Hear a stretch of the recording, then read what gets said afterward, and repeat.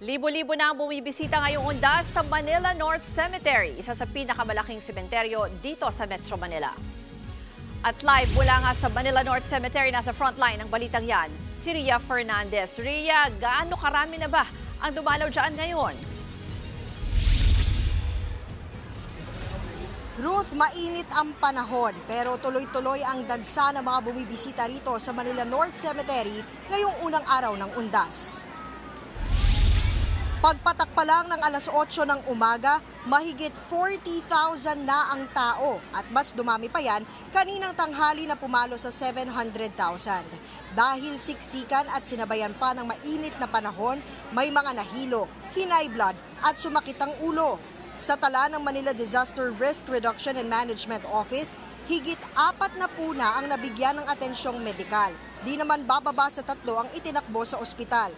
May mga nakahanda namang emergency services at mga wheelchair. Yun nga lang, hintayan bago magamit. Ruth, sa dami ng bumibisita, inilipat na yung terminal ng libreng sakay na e-trike sa loob doon sa may circle. Yan ay para hindi makaabala dito sa ating mga kababayan na naglalakad papasok at palabas ng sementeryo.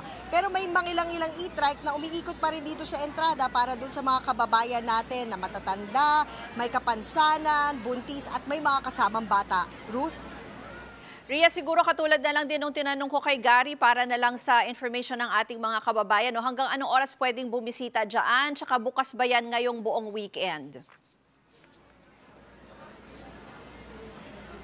Ruth, hanggang alas 7 ng gabi lamang ang itinakda ng pamunuan ng Manila North Cemetery para doon sa mga gustong bumisita sa puntod ng kanilang mga minamahal. Ito nga, buong duration ng kanilang undas period ay nagsimula noong October 30 at magtatapos sa November 3. Uulitin ko, no, nagbubukas itong sementeryo 5 a.m. at ang closing time niya ay 7 p.m. Ruth? Maraming salamat, Ria Fernandez. Mga kapatid, ako po si Ruth Cabal. Maging maalam at may pakialam sa mga may init at rumaratsadang balita sa Frontline Express.